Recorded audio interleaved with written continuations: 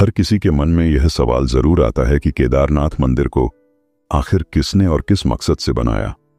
और सबसे चौंकाने वाली बात यह है कि केदारनाथ धाम का शिवलिंग बाकी शिवलिंग से इतना अलग क्यों है, इसके पीछे कौन सा रहस्य छिपा है, और बिना किसी नुकसान के 400 सालों तक यह मंदिर बर्फ में कैसे दबा रहा, और इसके पीछे की कहानी क्या है। जब मंदिर के कपाट 6 महीने के लिए बंद रहते हैं, तब अंदर जलने वाला दीपक आखिर 6 महीने तक कैसे निरंतर जलता रहता है। और सबसे हैरान करने वाली बात यह है कि 2013 की बाढ़ के समय जब पूरा क्षेत्र तबाह हो गया था, तब मंदिर को बचाने के लिए पीछे से आई विशाल भीमशिला किसने रखी। क्या यह सब एक संयोग था या किसी दैवीय शक्ति का चमत्कार। इन सभी रहस्यमय घटनाओं का जवाब ढूंढने के लिए हमारे साथ बने रहिए, क्योंकि इस डॉक्यूमेंट्री में हम आपको केदारनाथ धाम के अनसुने रहस्य बताएंगे। भारत के उत्तराखंड में बसा केदारनाथ धाम केवल एक मंदिर नहीं, बल्कि आस्था, रहस्य और चमत्कारों का अद्भुत संगम है। हिमालय की ऊंचाइयों में 12 ज्योतिर्लिंगों में से एक यह पवित्र स्थल सदियों से भक्तों के दिलों में रहा और अपनी ओर खींचता आया है। पर क्या आप जानते हैं कि इस मंदिर के हर पत्थर के पीछे है अनगिनत कहानियां, जो केवल आस्था ही नहीं बल्कि चमत्कारों और विज्ञान से भी जुड़ी हैं।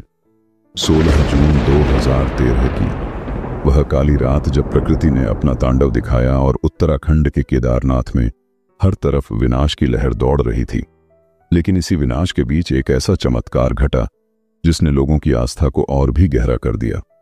चलिए हम आपको उस समय की भयावह और चमत्कार के बारे में बताते हैं जिसने केदारनाथ मंदिर को बचाया था।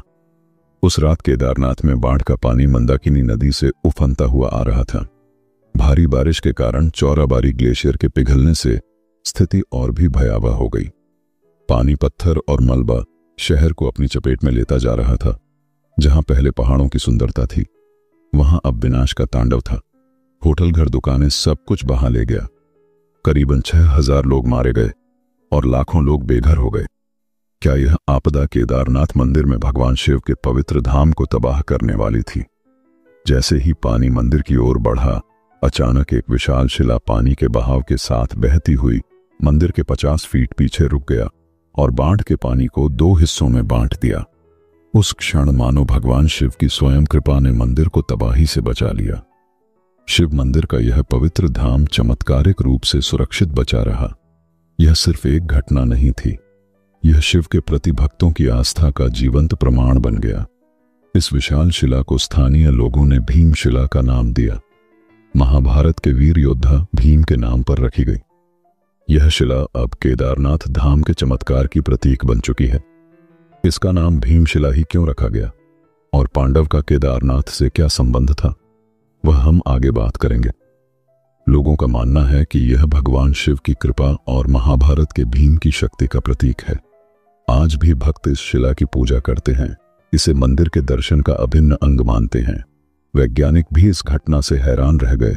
उनका मानना है कि यह पत्थर पहाड़ से खिसक कर बहता हुआ नीचे आ गया था, लेकिन यह कैसे संभव हुआ कि यह शिला मंदिर के ठीक पीछे आकर रुकी और पानी के बहाव को 2 हिस्सों में बांट दिया।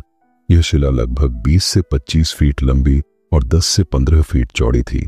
इसका वजन लगभग 1000 मीट्रिक टन का माना जाता है। अगर यह शिला मंदिर से टकराती तो मंदिर को पूरी तरह नष्ट कर देती। उस दौरान मंदिर में करीबन 300 लोग ने शरण ली हुई थी और इस शिला की वजह से उन सब की जान बच गई। हम सबके मन में यह सवाल जरूर आता है कि 2013 की इतनी भयंकर जल प्रलय के बावजूद केदारनाथ मंदिर आज भी कैसे सुरक्षित खड़ा है। किसने इस मंदिर का निर्माण किया? इसके पीछे की कहानी और इतिहास को जानना बेहद दिलचस्प है। तो चलिए हम इस पवित्र मंदिर के इतिहास की गहराइयों में झांकते हैं और समझते हैं कि किसने और कैसे इस अद्भुत मंदिर का निर्माण किया। क्या आप में से कोई ऐसा है जिसके दिल में केदारनाथ धाम के दर्शन की गहरी इच्छा है? अगर आपकी भी यही तमन्ना है कि भोले बाबा के चरणों में शीश झुकाए, तो कमेंट में हर हर महादेव लिखकर अपनी भावनाओं को व्यक्त करें। बाबा जल्द ही आपकी इच्छा पूरी करेंगे। केदारनाथ मंदिर का निर्माण अत्यंत रहस्यमय और प्राचीन माना जाता है। यह मंदिर न केवल धार्मिक दृष्टि से महत्वपूर्ण है, बल्कि इसके निर्माण के साथ जुड़ी पौराणिक कथाएं, इस स्थल को और भी अधिक अलौकिक और रहस्यमय बनाती हैं। सबसे प्रसिद्ध कथा है महाभारत की। तो आइए जानते हैं इस मंदिर के निर्माण के बारे में। धार्मिक ग्रंथों में वर्णित कथा के अनुसार महाभारत के युद्ध में विजय प्राप्त करने के बाद युधिष्ठिर को हस्तिनापुर का राजा घोषित किया गया। लगभग 4 दशकों तक उन्होंने हस्तिनापुर पर शासन किया। एक दिन पांडव भगवान श्री कृष्ण के साथ बैठकर महाभारत युद्ध की समीक्षा कर रहे थे। उस समय पांडवों ने श्री कृष्ण से कहा, हे नारायण, हम भाइयों पर अपने बंधु बांधव और गुरुजनों की हत्या का कलंक है। इस कलंक को कैसे मिटाया जाए? श्री कृष्ण ने उत्तर दिया, भले ही तुमने युद्ध में विजय प्राप्त की हो, लेकिन तुमने अपने बंधु बांधव का वध किया है और इसके कारण तुम पाप के भागी बने हो। इन पापों से मुक्ति सिर्फ महादेव ही दिला सकते हैं। इसलिए अब समय आ गया है कि तुम महादेव की शरण में जाओ। इसके बाद श्री कृष्ण द्वारका लौट गए और अपना देह त्याग दिया। उसी दौरान पांडवों को खबर मिली कि श्री कृष्ण अपना देह त्याग चुके हैं। इस दुखद समाचार ने पांडवों को झकझोर दिया। पांडव पापों से मुक्ति के लिए चिंतित रहने लगे। अब जब उनके सदा के सहायक कृष्ण भी नहीं रहे, पांडवों ने अपने राज्य परीक्षित को सौंप दिया और द्रौपदी सहित भगवान शिव की तलाश में निकल पड़े। सबसे पहले पांडव काशी पहुंचे, लेकिन वहां भोलेनाथ के दर्शन नहीं हुए। वे कई अन्य स्थानों पर भी गए, परंतु जहां भी पांडव पहुंचते शिवजी वहां से चले जाते। इस खोज में वे एक दिन हिमालय तक आ पहुंचे। तब भगवान शिव ने पांडवों को आता देख नंदी का रूप धारण कर लिया और पशुओं के झुंड में चले गए। भगवान शिव को पाने के लिए भीम ने एक योजना बनाई। उन्होंने विशाल रूप धारण कर अपने पैर केदार पर्वत के दोनों ओर फैला दिए, ताकि कोई भी पशु उनके पैरों के बीच से निकल न सके। लेकिन नंदी रूपी भगवान शिव ने ऐसा नहीं किया।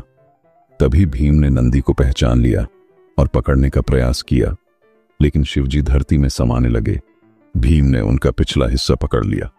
भगवान शिव पांडवों की भक्ति से प्रसन्न हुए और उन्हें दर्शन देकर उनके पापों से मुक्त कर दिया।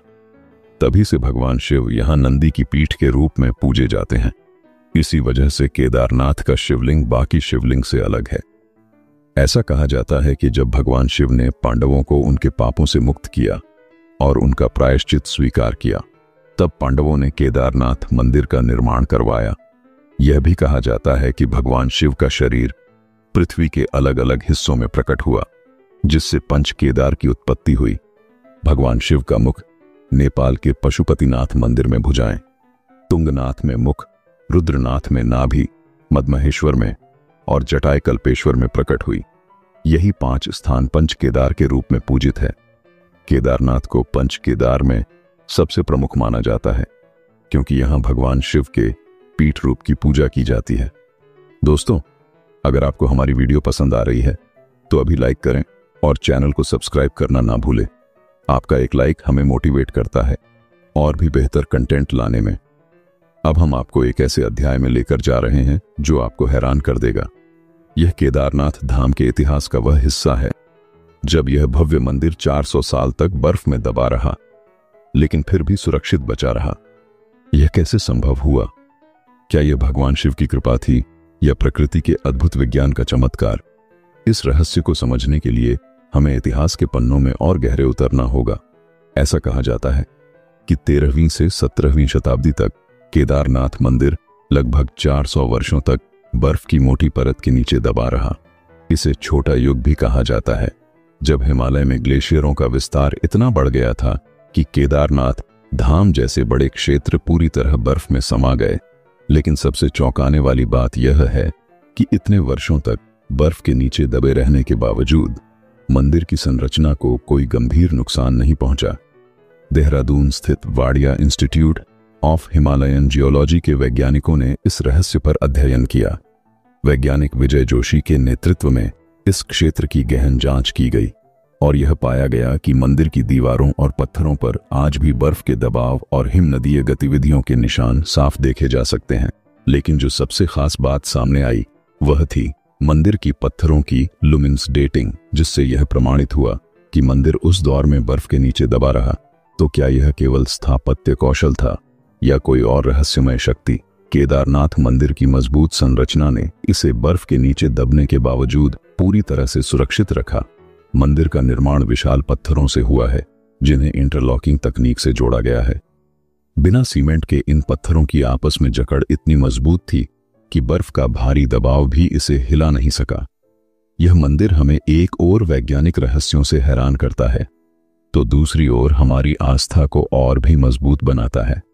अगर आपको यह स्टोरी पसंद आई हो तो हमें कमेंट में अपना राय जरूर बताएं, और आपने चैनल को अभी तक सब्सक्राइब नहीं किया है तो जल्दी से कर लीजिए, ताकि ऐसी ही रोचक और रहस्यमय जानकारी आपको मिलती रहे। मिलते हैं अगली वीडियो में, तब तक के लिए धन्यवाद।